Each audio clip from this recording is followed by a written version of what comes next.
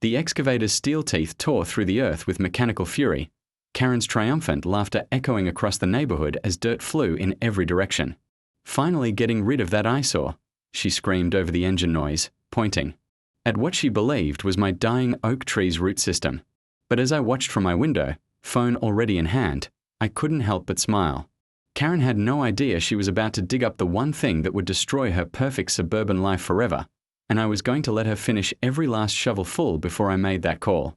The morning sun cast long shadows across Maple Grove Lane as Marcus Chen stepped onto his front porch, coffee mug in hand. The suburban street looked like something from a postcard: manicured lawns, white picket fences, and houses that seemed to compete for the title of most pristine. But Marcus knew better.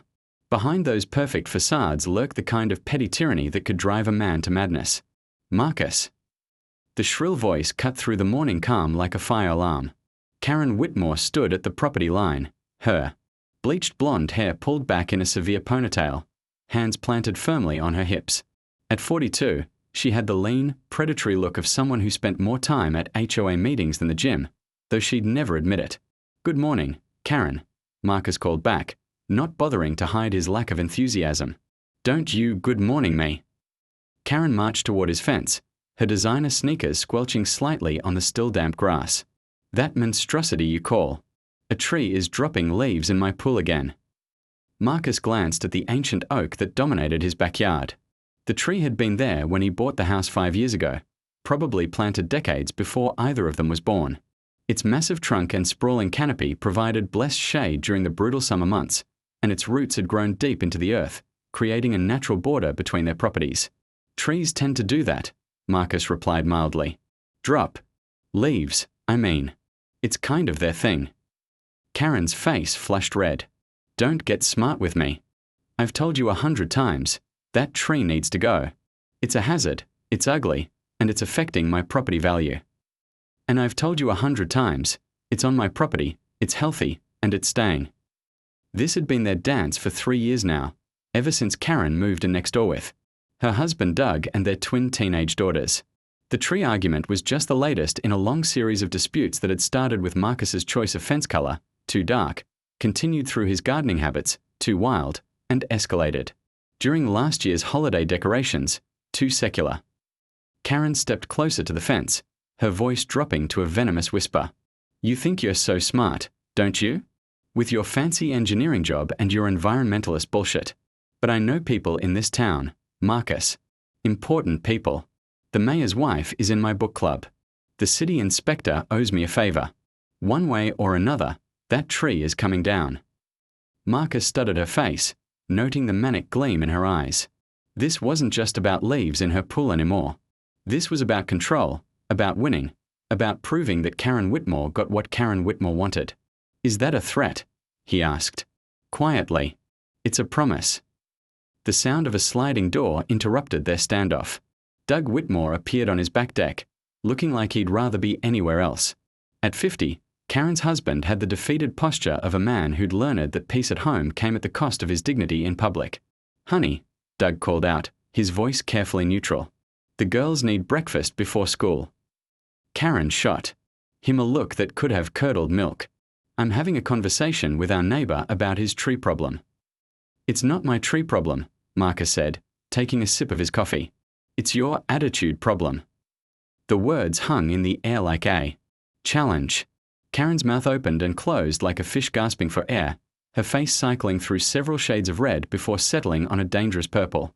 "You just made a very big mistake," she hissed. Marcus shrugged.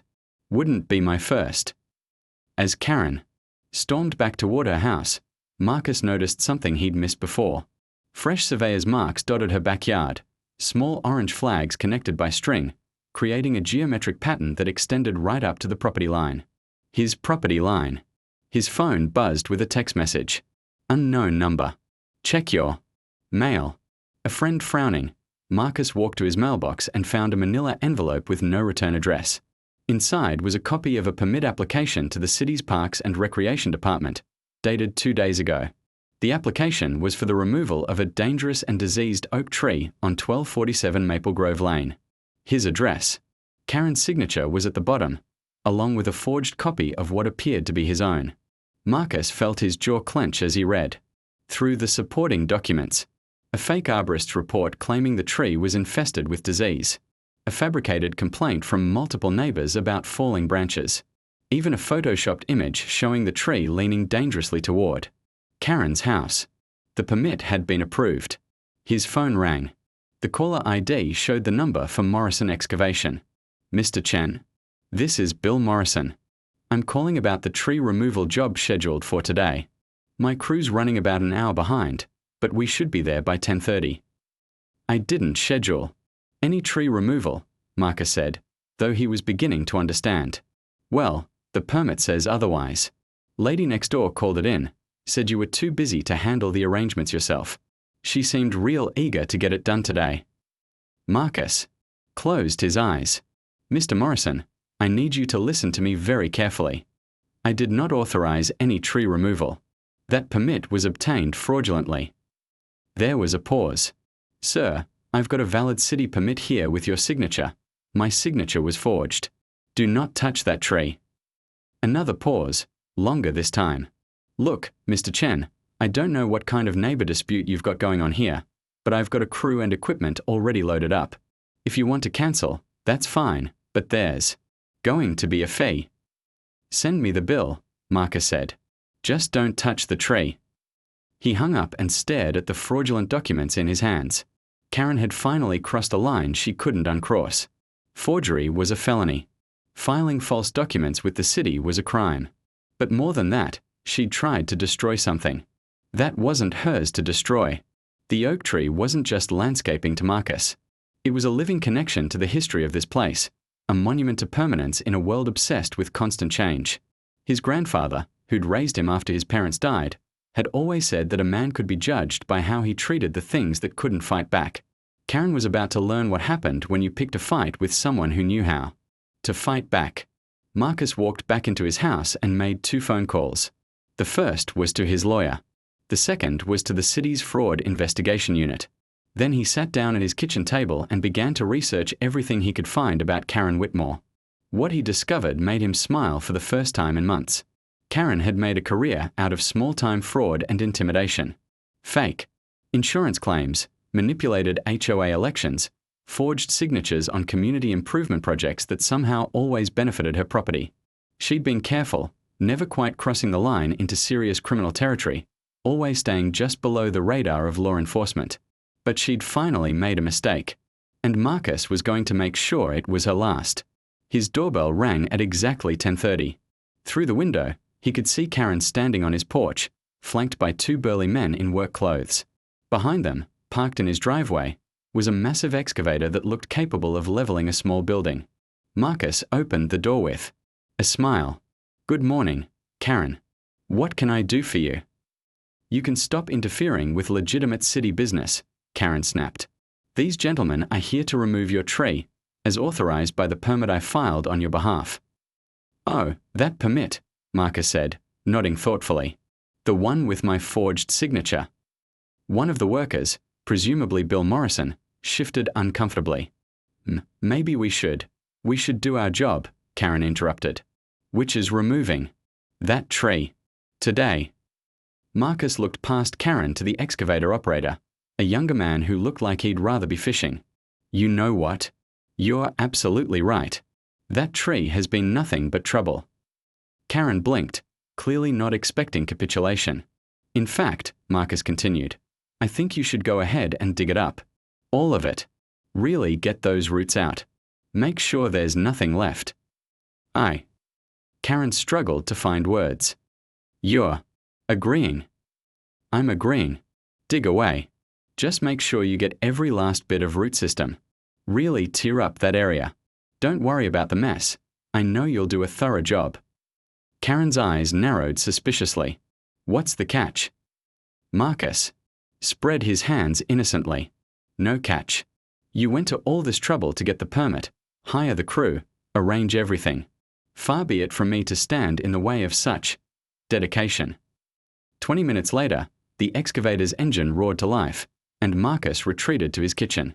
Window to watch. Karen stood at the property line like a general surveying a battlefield. directing the crew with military precision. "Deeper," she shouted over the mechanical noise. "Get all those roots. I don't want anything left." The massive machine tore into the earth with brutal efficiency, its steel teeth ripping through decades of AC.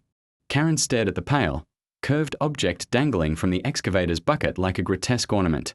For a moment, her brain refused to process what she was seeing. It looked almost like, but that was impossible. That was, holy shit. Bill Morrison whispered, his weathered face going pale. "Is that what I think it is?"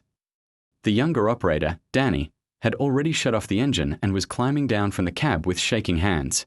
The sudden silence felt oppressive, broken only by the distant sound of a dog barking and the hum of morning traffic on the main road. Karen's mouth moved soundlessly, her designer sneakers rooted to the spot as if the earth itself had betrayed her. The white object, undeniably a human ribcage, still partially wrapped in the tattered remains of what had once been a shirt, swayed gently in the excavator's grip.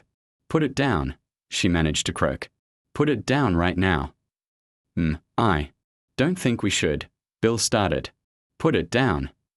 Karen's voice cracked like a whip, hysteria bleeding through her carefully maintained composure. This is just, there has to be an explanation. Maybe someone buried their dog here years ago. A really big dog." "Danny." Morrison looked at his father with wide eyes. "Dad, that ain't no dog." More bones were visible in the excavated earth, a skull, partially exposed, grinning up at them with empty sockets. Fragments of clothing, a tarnished watch, and what looked like the remnants of a wallet scattered among the roots and soil. Karen's perfect world was crumbling faster than a house of cards in a hurricane. "We need to call the police," Bill said, pulling out his cell phone. "No." Karen lunged forward, her manicured nails clawing at the device. "No police. This is a misunderstanding. We'll cover it back up. Pretend we never saw anything." Bill stepped back, shaking his head. "Lady, are you out of your mind? This is a crime scene now." From his kitchen window, Marcus watched the drama unfold with grim satisfaction. Karen was pacing now, her movements jerky and desperate, like a trapped animal looking for an escape route that didn't exist. Her perfect blonde ponytail had come loose, strands of hair, sticking to her sweat-dampened face. His phone buzzed with another call from Detective Rodriguez. "Marcus, I'm 5 minutes out with a team. What exactly am I walking into?" "A 15-year-old cold case solving itself," Marcus replied, "and one very panicked neighbor who's about to learn that some mistakes can't be covered up." "The Hendricks case? You're serious?" Marcus watched as Karen frantically gestured at the Morrison crew, clearly trying to convince them to bury the evidence. "Dead serious. Literally." When Detective Sarah Rodriguez arrived, she brought half the precinct with her. 3 patrol cars, a crime scene unit, and the coroner's van turned the quiet suburban street into a law enforcement convention. Neighbors emerged from their houses like prairie dogs, drawn by the flashing lights and official commotion. Sarah Rodriguez stepped out of her unmarked sedan with the confident stride of someone who'd seen it all. At 38, she had the lean build of a runner and the sharp eyes of someone who'd spent her career separating truth from lies. Her dark hair was pulled back in a practical ponytail, and she wore the kind of no-nonsense pantsuit that said she was here to work, not impress anyone. "Mrs. Whitmore." Sarah approached Karen, who was now sitting on her back steps with her head in her hands. "I'm Detective Rodriguez. I understand you were the one who authorized this excavation." Karen looked up with red-rimmed eyes. Yes, but I didn't know. I mean, how could I have known?" "Known what, exactly?" That someone had." Karen gestured helplessly toward the gaping hole. "I just wanted the tree removed. It was dropping leaves in my pool." Sarah nodded sympathetically, though Marcus could see the predatory gleam in her eyes. She'd built her reputation on cases like this, patient, methodical, and utterly relentless when she smelled blood in the water. "Of course. Tree maintenance is important. Can you tell me how you obtained permission to remove a tree on your neighbor's property?" The question hung in the air like a loaded gun. Karen's mouth opened and closed several times before she managed to speak. Mr. Chen was too busy to handle the paperwork himself. I was just trying to be helpful." Helpful, Sarah repeated. By forging his signature on city documents. Karen's face went white. I don't know what you're talking about. Mrs. Whitmore, falsifying government documents is a felony. But right now, that's the least of our concerns. Sarah gestured toward the crime scene, where technicians were carefully photographing and documenting every bone, every scrap of fabric. This is a homicide investigation now. But I didn't kill anyone. Karen's voice rose to a near shriek. I don't even know who that is. That, Sarah said calmly, is Harold Hendricks. He disappeared from this neighborhood 15 years ago. We always suspected he'd been murdered, but we could never find the body. She paused, letting the implications sink in. Until now. Doug Whitmore chose that moment to emerge from the house, still in his bathrobe and holding a cup of coffee. He took one look at the police cars, the crime scene tape, and his wife's tear-streaked face, and his shoulders sagged in defeat. What did you do this time, Karen? Shut up, Doug. Just shut up. Karen rounded on her husband with the fury of a cornered animal. This isn't my fault. How was I supposed to know there was a dead body buried under that stupid tree? You weren't, Sarah interjected, which makes me wonder why you were so determined to dig there in the first place. The question caught Karen off guard. She stammered, looking between her husband and the detective like a defendant who just realized she didn't have a lawyer. I told you. The tree. The leaves. Mrs. Whitmore, I've been investigating crimes for 15 years.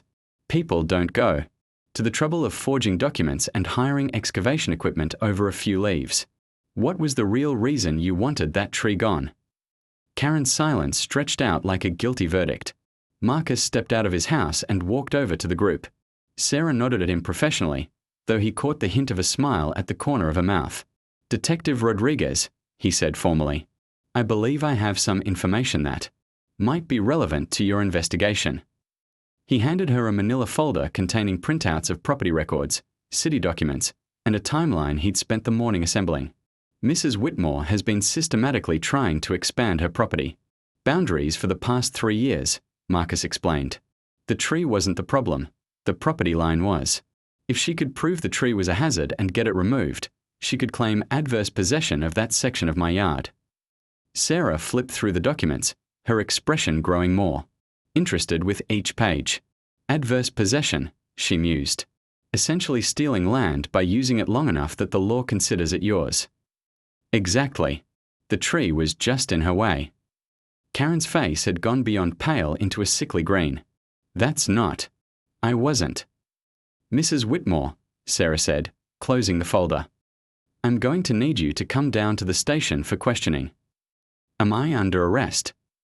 Not yet, but I strongly advise you to call a lawyer. As Sarah led Karen toward her car, Marcus caught sight of movement in the Whitmore house. The twin daughters, he thought their names were Madison and Mackenzie, were watching from an upstairs window, their faces pressed against the glass like ghosts. 15 minutes later, the street had turned into a full-scale archaeological dig. The coroner, Dr. Elizabeth Vaughan, worked with practiced efficiency to document and remove the remains. She was a small woman in her 50s with prematurely grey hair and the kind of steady hands that came from years of working with the dead. Definitely Harold Hendricks, she confirmed to Sarah. Dental records will confirm it, but the clothing matches what he was wearing when he disappeared, and there's still some ID in the wallet. Cause of death. Blunt force trauma to the skull. Someone hit him hard enough to crack his head open. Like an egg. Sarah nodded grimly. Any idea how long he's been there? 15 years sounds about right. The tree roots had grown through the remains. That's probably what kept him from being discovered sooner. Ironically, if your neighbor hadn't demanded such a thorough excavation, we might never have found him. Marcus, who had been listening from a respectful distance, felt a chill run down his spine. Harold Hendricks had been murdered and buried. In his backyard, probably before he'd even bought the house. For 5 years, he'd been living yards away from a crime scene, completely unaware that he was maintaining a grave. But more disturbing was the timing. Hendricks had disappeared 15 years ago. Karen had lived in the neighborhood for only 3 years. Which meant, Detective Rodriguez, Marcus called out, can I speak with you privately? Sarah walked over, her expression curious. I just realized something, Marcus said quietly. Karen couldn't have known about the body. She wasn't living here when Hendricks was killed. I know, Sarah replied, which means either she's the unluckiest person alive, or someone else knew exactly what was buried under that tree. They both turned to look at the Whitmore house, where Doug was still standing in the doorway, watching the crime scene with an expression that was hard to read. How long has Doug lived in the neighborhood? Sarah asked. Marcus felt the pieces, clicking into place like a jigsaw puzzle solving itself. Doug's been here for 20 years. Doug Whitmore made it exactly 4 miles before the roadblock stopped him cold. 3 patrol cars had formed a barricade across Elm Street, their red and blue lights painting the morning in strobes of authority. He sat there for a moment, hands gripping the steering wheel so tightly his knuckles had gone white, watching the officers approach with their hands resting on the weapons. 20 years. 20 years of careful control, of measured responses, of being the quiet neighbor who minded his own business. 20 years of watching Karen's theatrical performances and thinking himself so much smarter, so much more disciplined than his dramatic wife. And now it was over because she couldn't leave well enough alone. Mr. Whitmore, Officer Janet Mills tapped on his window with professional courtesy. Please step out of the vehicle and keep your hands visible. Doug complied without resistance, his movements slow and deliberate. There was no point in running anymore. The keys buried with Harold's body had sealed his fate as surely as if he'd signed a confession. Back on Maple Grove Lane, Detective Rodriguez coordinated the manhunt from a phone while watching the crime scene technicians continue their methodical excavation. The hole had expanded to the size of a small swimming pool, and they'd found more than just Harold Hendricks. Detective, Dr. Vaughn called from the edge of the pit. You need to see this. Sarah approached carefully, mindful of the loose soil. What is it? There's more than one body down here. The words hit Sarah like a physical blow. She'd been investigating the Hendricks disappearance for years, but she'd never suspected they were dealing with a serial killer. How many more? At least 2 that I can see. Possibly 3. Dr. Vaughn's voice was grim. This isn't a single murder, detective. This is a burial ground. Marcus, who had been standing nearby, felt the blood drain from his face. His backyard, the place where he'd hosted barbecues, where he'd read books under the oak tree's shade, where he'd planned to maybe build a deck someday, was a mass grave. Jesus Christ, he whispered. Sarah's radio crackled to life. Detective Rodriguez, we have Whitmore in custody. He's not talking, but he didn't resist arrest. You want us to bring him in. Hold him at the scene, Sarah replied. I want him to see what his wife uncovered. 20 minutes later, Doug Whitmore sat in the back of a patrol car, handcuffed and staring at the devastation his carefully buried past had become. The oak tree he'd planted 20 years ago, the tree he'd specifically chosen because its deep root system would make excavation nearly impossible, lay on its side like a fallen giant. Karen stood beside the car, her face a mask of shock and betrayal. The woman who'd spent 3 years nagging about leaves in her pool was finally seeing the real reason her husband had been so protective of that tree. How long? She asked through the partially open window. Doug didn't look at her. You wouldn't understand. How long, Doug? How long have you been?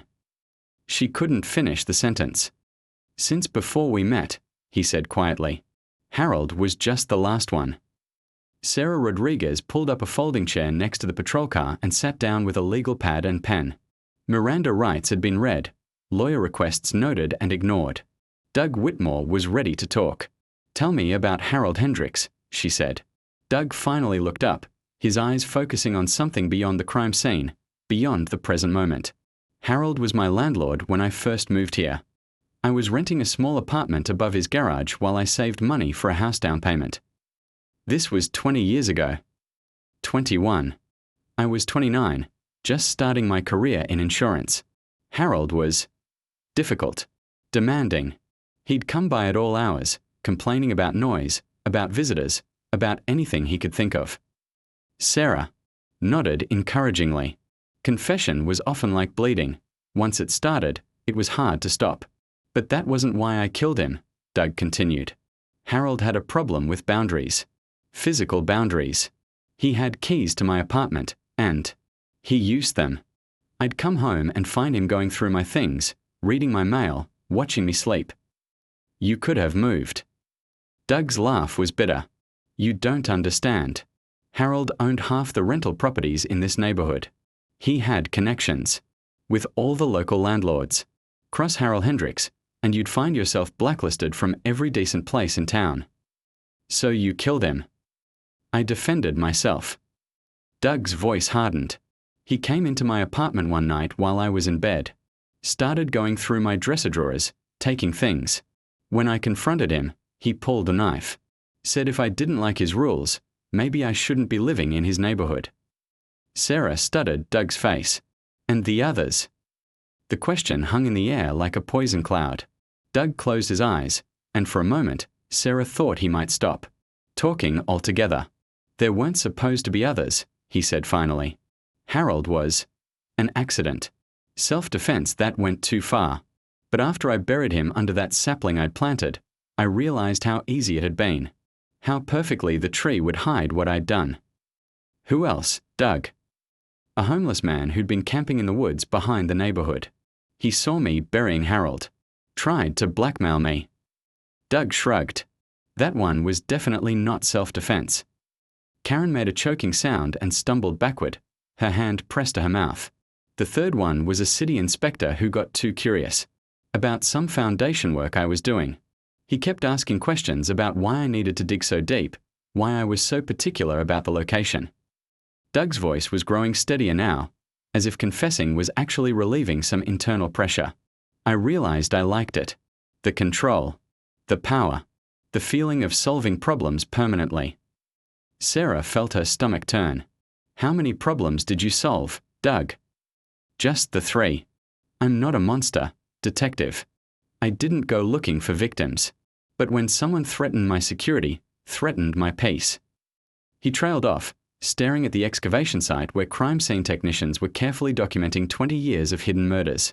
Marcus approached the patrol car, his face pale but determined. You bought this house specifically because of what you'd buried here, didn't you? Doug looked at him for the first time since his arrest. When Harold's estate went up for sale, I made sure I got it. Cash offer, above asking price. The real estate agent thought I was crazy, paying so much for a property that backed up to city land. City land that you knew would never be developed. Because of the Wetlands Protection Act, Marcus continued, the pieces falling into place. You researched everything. Made sure your burial ground would never be disturbed. I thought I had, Doug admitted. The tree was growing well. The root system was getting deeper every year. In another decade, it would have been impossible to excavate without major equipment. But you didn't count on Karen, Sarah observed. Doug's composure finally cracked. His face twisted with an emotion somewhere between rage and despair. Karen and her goddamn obsessions. Do you know how many times I tried to talk her out of that tree? How many compromises I offered? I even suggested we move to a different neighborhood, start fresh somewhere else. But she wanted what she wanted, Marcus said. She wanted to win. It was never about the leaves or the property line or any of that suburban bullshit.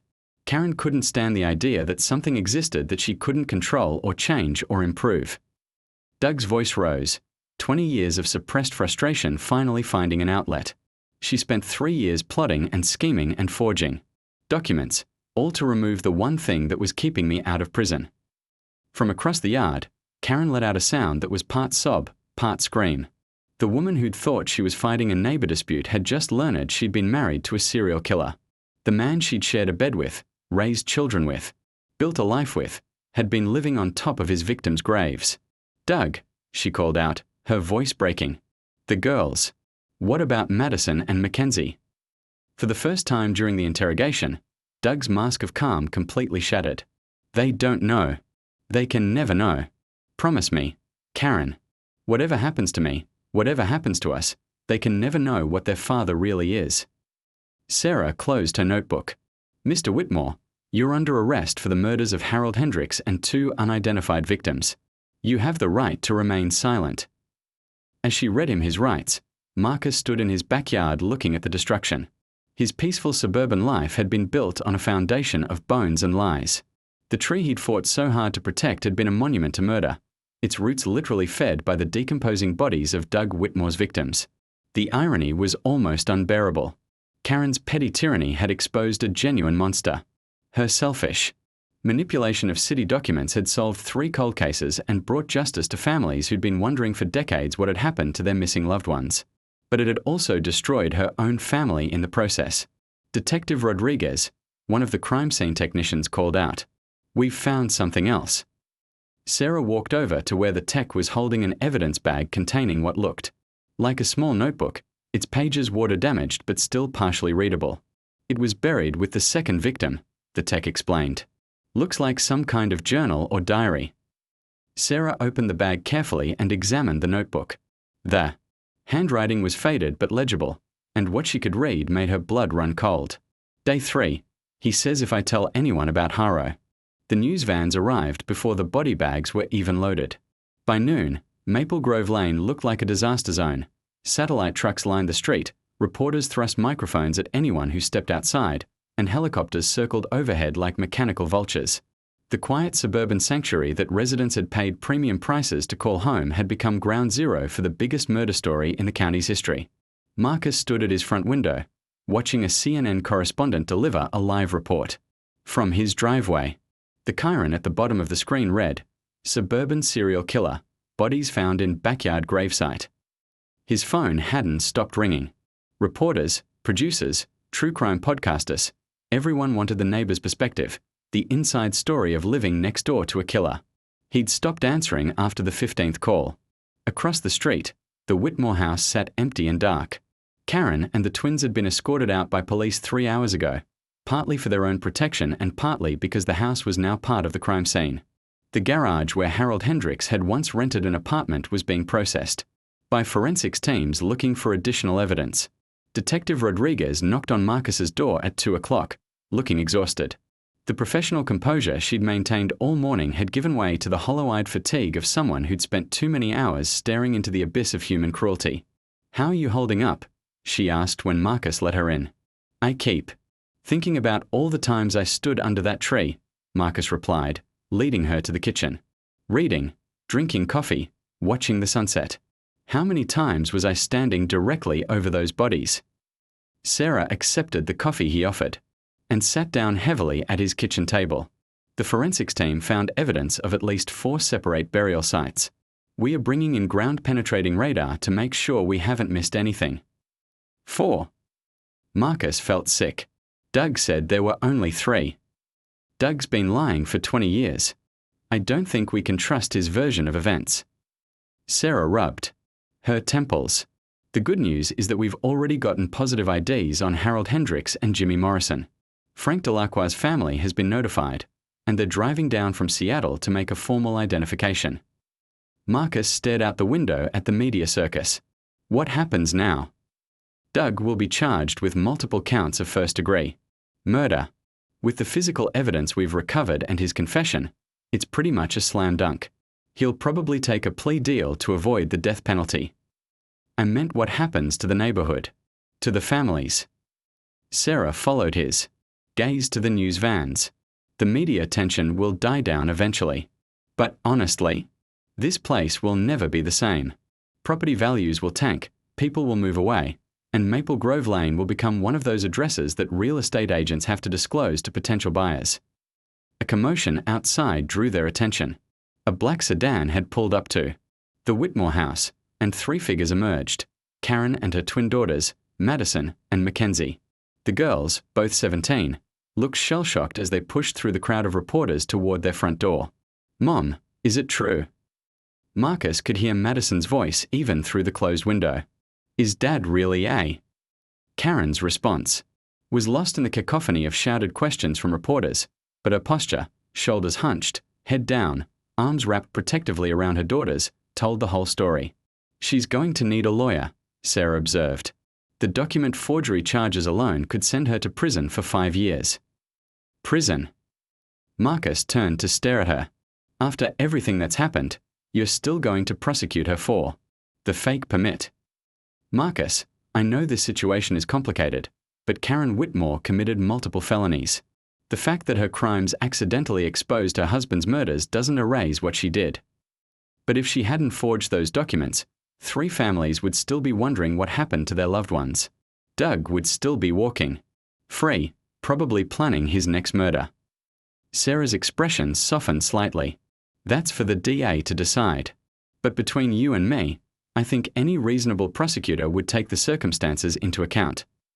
Through the window, they watched Karen fumble with her house keys while reporters shouted questions about whether she'd known about her husband's crimes. The woman who'd spent 3 years terrorizing the neighborhood with HOA violations and property disputes now looked like a broken marionette, held upright only by her daughter's supporting arms.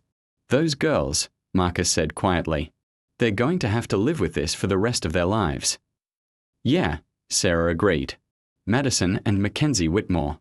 Google their names in 10 years, and the first thing that comes up will be their father's murder conviction. Marcus's phone buzzed with a text from his sister in California. Saw the news. Are you okay? Do you need me to come out there? He was about to respond when another text arrived, this one from an unknown number. Mr. Chen, this is Madison Whitmore. Can we talk? Please. Marcus showed the message to Sarah, who frowned. You shouldn't get involved. This is an active investigation. She's 17 years old, and her world just collapsed. I'm not going to ignore her. Marcus, I'm not ignoring her, he repeated firmly. That girl is going to need all the kindness she can get. An hour later, Madison Whitmore sat on Marcus's front porch, looking smaller than her 5'8". Frame suggested. She had her mother's blonde hair but her father's quiet intensity, and Marcus could see both parents warring in her expression. Karen's need to control the narrative fighting against Doug's instinct to retreat into silence. Everyone's saying Dad killed people, she said without preamble. But that's impossible. My dad doesn't even kill spiders. He catches them in cups and takes them outside. Marcus chose his words carefully. Sometimes people aren't who we think. They are. But you lived next door to him for 5 years. Did he seem like a killer to you? The question hit harder than Marcus expected. The truth was that Doug had seemed like the perfect neighbor, quiet, helpful, reasonable. He'd borrowed tools and returned them promptly. He'd helped Marcus move furniture when he'd bought a new couch. Last Christmas, he'd even offered to watch Marcus's house while he visited family in Portland. No, Marcus admitted. He didn't. Madison pulled her knees up to her chest, making herself even smaller. Mom always said Dad was too nice for his own good. That people took advantage of him because he couldn't say no to anyone. What do you remember about when you first moved here? I was 14. Mackenzie and I hated it because we had to leave all our friends in Sacramento. But Dad was so excited about the house, about the neighborhood. He kept talking about how perfect everything was, how we'd never want to live anywhere else. Marcus felt a chill. Doug hadn't been excited about a new house. He'd been relieved to finally own the property where his secrets were buried. He used to tell us stories about the oak tree, Madison continued. How it was planted the year he moved to the neighborhood. How it had grown from a tiny sapling into this massive tree that would outlive all of us. He said it was like a monument to perseverance. A monument to murder, more like it. But Marcus kept that observation to himself. Madison, can I ask you something? Did your parents fight a lot? About the tree, yeah. Mom was obsessed with it. She'd spend hours researching property law, calling city offices, printing out ordinances and regulations. Dad would just sit there and let her rant, but I could tell it was driving him crazy. How could you tell? Madison was quiet for a long moment. He'd get this look, like he was thinking about something else entirely, something that made him angry. She looked up at Marcus with tears in her eyes. Do you think he was planning to hurt Mom? The question hung in the air like a toxic cloud. Marcus had been wondering the same thing. How far would Doug have gone to protect his secret? If Karen had succeeded in getting a court order to remove the tree, if excavation had been inevitable, would she have become victim number 4? I don't know, Marcus said honestly. But I think your mom's stubbornness might have saved her life. What do you mean? If she'd listened to your father and dropped the tree issue, he might have decided she was too dangerous to let live. But because she was so publicly obsessed with it, killing her would have drawn too much attention to their property. Madison absorbed this information with the kind of mature gravity that suggested she'd grown up a lot in the past few hours. The police think there might be more bodies, she said quietly. I know. What if there are? What if my dad is like Ted Bundy or something? What if he killed dozens of people? Marcus didn't have an answer for that. The Doug Whitmore he'd known seemed incapable of serial murder, but then again, the most successful killers were often the ones who seemed the most normal. Madison, whatever they find, it doesn't change who you are. It doesn't change the fact that you're a good person who deserves a good life. How can you say that? I'm the daughter of a serial killer. That's what people are going to see when they look at me for the rest of my life. Before Marcus could respond, Mackenzie appeared at the end of the driveway. She looked identical to her twin except for the anger radiating from every line of her body. Madison, what the hell are you doing? Mackenzie stormed up the walkway, ignoring the reporters who tried to intercept her. Mom's looky.